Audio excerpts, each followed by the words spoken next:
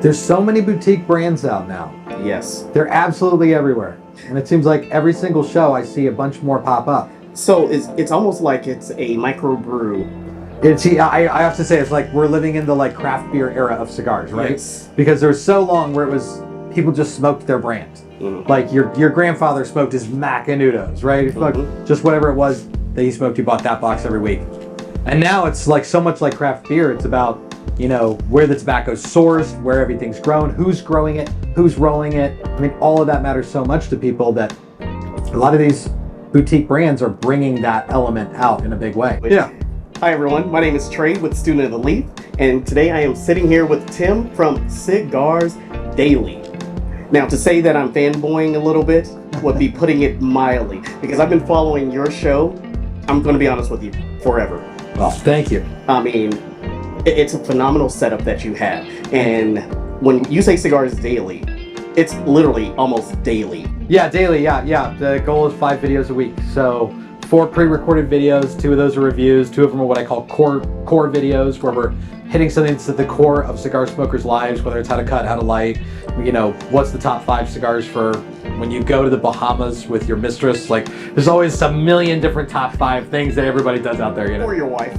Or your wife. I mean, what I'm saying is, yes, there's another video for that. Of the 5 cigars of your wife. Like, it's just so many things out there that you can talk about that are central to cigar smokers. And then once a week we do Cigars Daily live. They have live shows. So yeah. Oh, nice. So this was 100% like not planned whatsoever. I didn't actually schedule an appointment with Tim here. I ran into you last night at Resorts World, and we were waiting to get in at 8 Cigar Lounge. I won't go into that because hopefully we'll be reviewing them or doing some sort of interview in the future. Everyone has said really great things about that place since I've been here. I didn't go in. We walked past it last night when I saw you, and it looks awesome. Yes. It actually, the aesthetic is phenomenal. But like I said, we won't go into that right now because I plan on reaching out to them in the future and seeing if we can do something in depth. Because this right here is all about you. It's all about Tim and his Cigars Daily. So not only do you have the show, but you actually run a store as well. Am I correct? Yeah. That's, you know. Yes, I do. I run a shop in Arizona with my father-in-law, and we've been doing that for 4 years now. Oh wow! And we do it together because I had done this before with another company. And Cigars Daily is, quite frankly, it's the answer to a question. When I first got into the cigar industry, I started running operations for a company called TNTcigars.com. Okay. And I was this website that this company had, and I was told, like, hey, you need to work to make this profitable. Yeah. This website was not doing well, did not have a tremendous amount of energy or sales. And so I went to start to try to see, how do you do this? How do you do the online cigar website thing? Okay. And what I discovered is no one will take your ad money. You can have a massive ad campaign, and there are places where you can get advertising, but I mean, some of these packages start at $25,000 a month for advertising. So if you're small, like you can't buy Facebook ads, you can't buy Google ads. And so I went back to the company and I was like, so we've got like basically 2 options. We can advertise on pornography websites because they'll actually take our money. Correct. Or there's this like social media following that cigars have, and I think I got an idea for like a YouTube channel thing, and we try it, and the manager at the time, he was like, no, that sounds like a stupid idea, I don't want to do that. I was like, try it, just let me try it. And we tried it, and for 6 months we just made videos, nobody watched them, nothing happened. And at the end of the year we did a video called How Bad Are Cigars For You, and that exploded. And from there it was like, okay, this can have traction, like, and ultimately when you do this stuff, not only was it the answer for how do you make a cigar website profitable, how do you grow an audience in a place where you can't do advertising. Correct. It became the answer for that, but it also became this really cool, for Cigars Daily at least, this really amazing community of people who share their passion for cigars together. And it's incredible the way that people bond together online. And I talk to people, I never counted on this. This, again, for me, this was just about like, how do we let people know about brands? How do we market? How do we get the word out there for people about what the brands are and who we are? But people are messaging me and saying things like, thank you for doing Cigars Daily. I don't have a cigar shop within driving distance of my house. My closest cigar shop is 3 hours away. Yes. And because of this, I've got like a community. They're in a Facebook page or something like that. And they're like, watch the videos, they hang out in the comments. Like, people are able to have community. that's been cool. You know what? So it's crazy that you say it's community, because it is about the cigar community. And if you don't have that sense of lounge community, then what do you have? And there is a big group of people online, whether it's Facebook, whether it's Instagram, and they all have their own little factions. You know, there's People the Leaf, there's Holy Smoke. There's a lot of like Brothers of the Leaf groups out there as well too. Brothers of the Leaf online. So to have your niche, to already see that ahead of time and carve out your own piece of the pie, you know, for the people, that's phenomenal. Yeah, it's, you know, these days I tell people, one of my favorite things about it is the reciprocity, I guess. It's like when people invest in it by watching, and they, you know, it's all the stuff that content creators say, like, subscribe, and share. Like, when people do that stuff, it actually really helps. Like, you know, the size of the audience that Cigars Daily has, cigar manufacturers want that kind of exposure. Correct. And our platform really gives a lot of cigar makers the opportunity to speak with a large voice to a lot of people. And there's value to that for them. And that has helped broker the relationship between Cigars Daily as a cigar shop and our manufacturers, is the fact that this working with Cigars Daily as a cigar shop also comes with this really cool exposure side, this cool marketing side that, like, by the way, we want to work with you guys at a level of a much larger company in terms of like pricing and deal structures, and it's allowed Cigars Daily as a shop to really get great exposure by having great pricing and having great deals, because we move like a much bigger ship in the ocean. Yes. So let me ask you a hardball question. Are you ready for this? Hit it. What brought you into cigars? Not really a hardball. I know. I set it up. That's a pretty simple question, but I was ready for anything. So that's what's important. Getting into cigars, I was a church minister. I worked as a pastor working in a church, and was working at a church that was actually getting ready to close. It just didn't do very well, and I started working at a cigar shop. I was working at this church, and I went 50 days without a paycheck. Oh wow. Okay. And I was married and had 2 kids, and I was like, I got to do something. You have to. So I got a couple part-time jobs. Okay. I started working at a boxing gym, teaching like boxing classes. Okay. And help me out? what's it? Yeah. Oh yeah. Straight up. Yeah. Okay. Teach you the sucker punch right away. The jab is your friend. And then I got a job at a cigar shop, and it was literally at a place called Cigar Warehouse, which is the same company that was TNT Cigars. Okay. Got it. It was their brick and mortar side of it. They had 6 locations. Yes. And I was kind of rove around to 3 or 4 of the locations so the full-time guys could have a day off. So I just spent 3 or 4 days working one day in a cigar shop. And I started learning about this company, and the opportunity eventually came up to be the operations manager for that company. Okay. And it was right at the same time that the church thing was folding up completely, and it was like, okay, I have to make a jump here, and it looked like I could make a jump there. So I called my dad to tell him that I wasn't going to be doing church ministry anymore because I was going to go get full-time into tobacco. Yes. And it was not like not excited, is what I gotta say. Yes.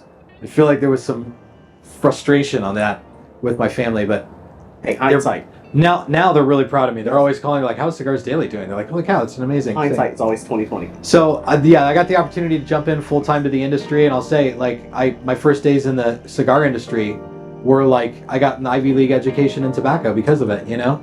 I was working for a larger company that had several retail shops and a website, and I got to do operations, so I got to do all the ordering. I was working directly with cigar factories. I mean, there was so much exposure to so many angles of the industry that I think working in a brick and mortar shop, most people don't get. Okay. And it was like, suddenly I was making the calls and making the orders and doing all this stuff, and like, the same people who are my friends here today are my friends because I met them during that time. Makes sense. So how many years has it been that you've been in the cigar industry? It's been, I think, a little over 7 years now. Oh, no. That's it? That's it. 7 years. You have grown exponentially. Like I said, I see the following. I see the comments. I see the content that you're putting out. So last night, after we ran into each other and I got my little selfie with you, I went ahead and posted it online. Like, you know, I mean, because I do admire your work ethic and your dedication and your wealth of knowledge. So when you see that on Instagram, it's coming from a genuine place. And I know if I'm saying that, and I see the comments and stuff like that from other people feel the same exact way. So thank you for doing what you do in a relatively short amount of time. It's been incredibly quick, and it was, you know, we're gonna hit, what's today's today? It's 28th. In the next 3 days, we'll hit 140,000 subscribers, which I mean, that's big in cigars, right? Yes, it is. And 43. yeah, when I first started working and doing, and by the way, congratulations on that. Thank you. Those are some of the most exciting times. Yeah.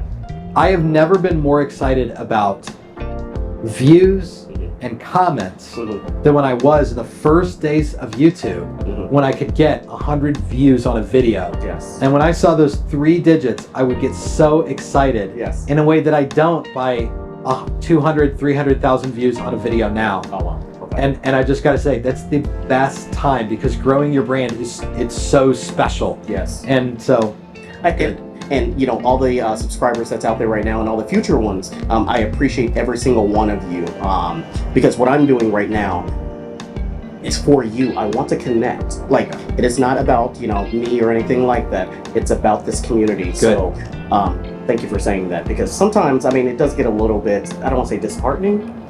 Oh, we'll have this conversation off camera, but yes. it gets disheartening. Yeah. It gets disheartening. I sometimes cry in the middle of the night. Not that bad. But no, it's definitely a grind, and yeah. There's a reason why I'm doing what I'm doing and why I'm grinding it out.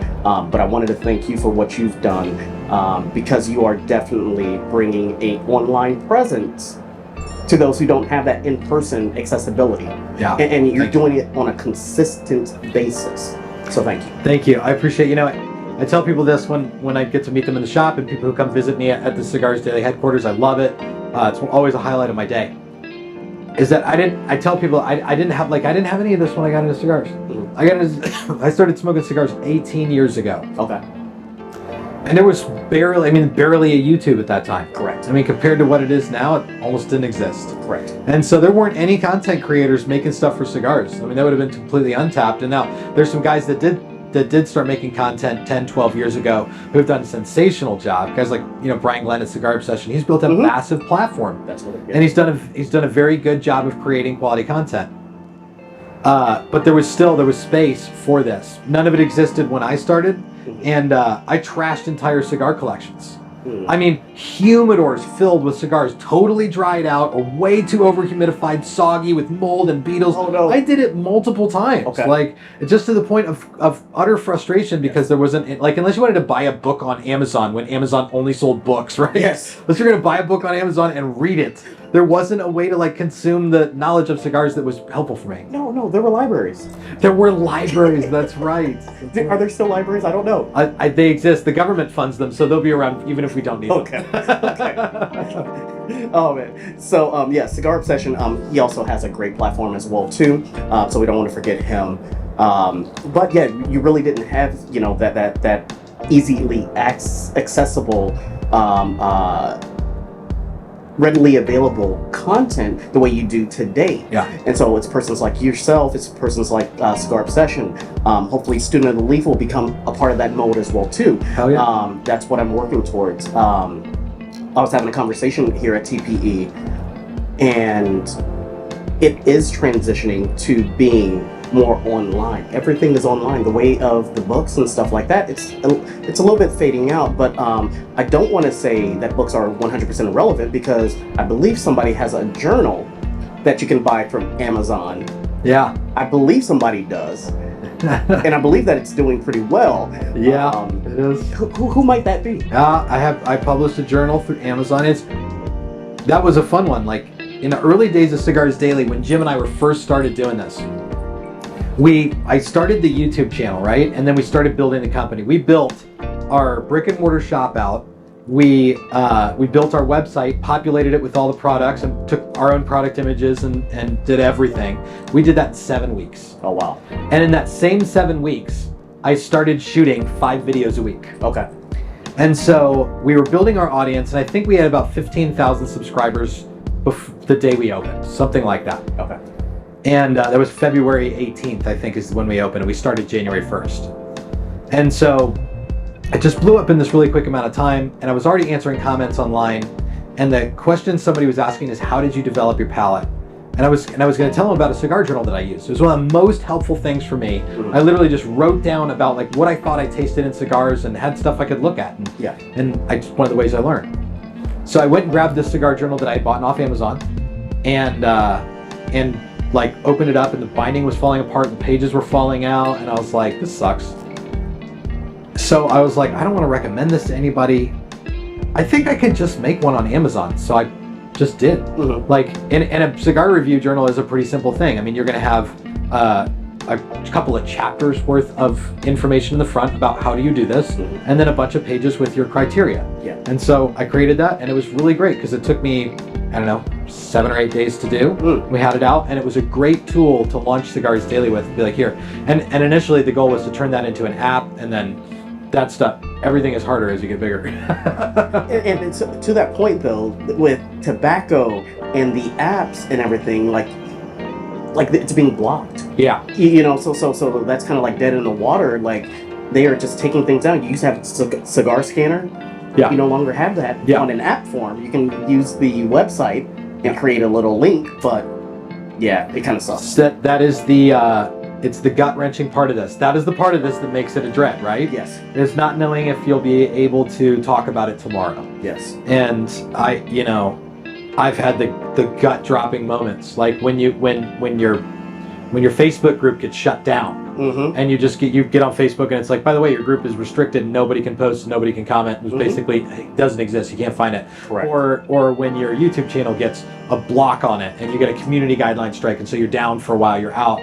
Like, those things are like, your stomach sinks to your feet, especially if you rely on that as your mode of communication, your mode of interfacing with your customers. If someone can just take that away from you, that's so scary. That's why we built cigarsdailyplus.com. It was like, we needed a place where we could have all of our own, do what we do without anybody interfering and anybody being able to say.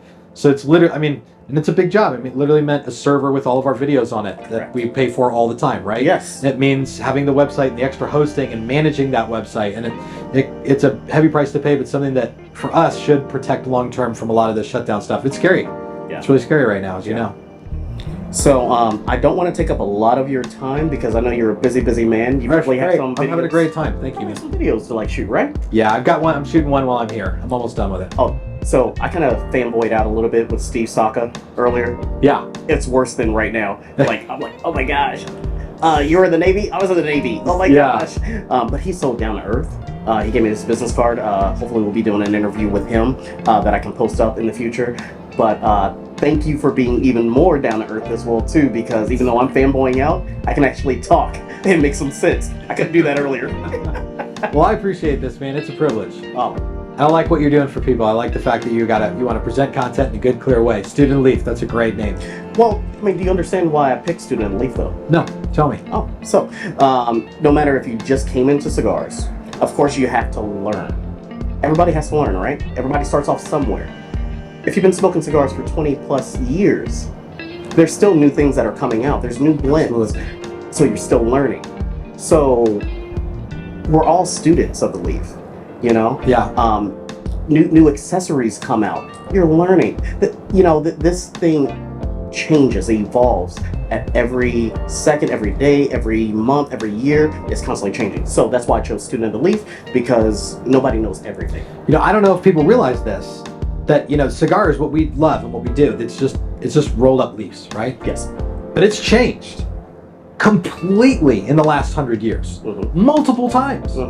Exactly what this is like, the how widely it's used, it's changed a tremendous amount. I mean, you go from a time when, little ugly cheroots were most of the type of cigar that you could get. Around, I think in Civil War era America, like cheroots were a very popular thing. A premium cigar like this, I don't think was as popular. Like, you didn't see the same type of stuff. And even the size of cigars has really changed a lot. There's more sizes today, there's more experience. And the whole boutique thing we were talking about has brought in all these new types of varietals of leaf. And so now, yes, I mean, we're maybe right after the Cuban embargo was signed, and for 20 or 30 or 40 years after that, you had a pretty standardized cigar industry where it was like, yeah, there's a natural and a Maduro, and some people had the English market selection, some people did Colorado and Claro, and so on and so forth. And now there's a massive library of. I want to say like even back like when what is his name, John Wayne or whoever, it was in black and white. They were smoking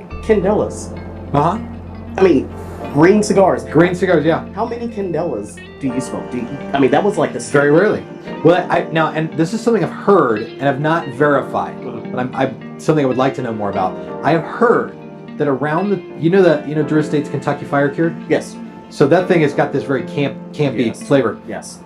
I've heard that around the time of the Civil War, there was a lot of tobacco that was fire cured like that, and that type of cigar was like either plentiful or a bulk of what you could get during that time, because the fire curing was something that was how they cured tobacco in America. Makes sense. It makes sense. Yeah. Would love to know if that's the case. Yes. Anyway. But do we really though? Because that means that we have to be there. I know. History's written by the winners, right? History's written by the winners. That's right. So yeah, if the South was doing those fire cured tobacco, then we may never know. But we may not need to know because they lost. Correct. So thank you very, very much for giving me the time. Hey, it's a pleasure, man. Thank you. Oh my gosh. And hopefully we'll be able to talk in the future as well too. But to all the viewers out there, all the listeners, remember to keep smoking, keep enjoying, and keep learning, because we're all students of the leaf.